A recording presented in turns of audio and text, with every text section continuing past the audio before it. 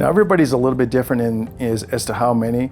We don't rush things here, so our goal is not to tell you we're going to have things finished up in 24 hours. That's not what I want to do. Our goal here is, first of all, to get the right treatment plan for everybody. Everybody's a little bit different.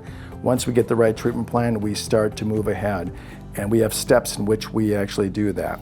You will have a lot of power in what happens once we get to things like try-ins, where we have a full denture try-in, shades, those type of things.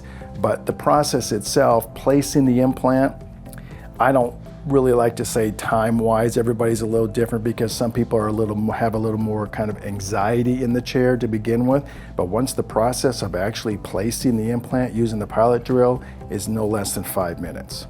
And so again, if you want to find out what that process is all about, please give us a call. Come on in, let's take a CT, and let's get you in the chair.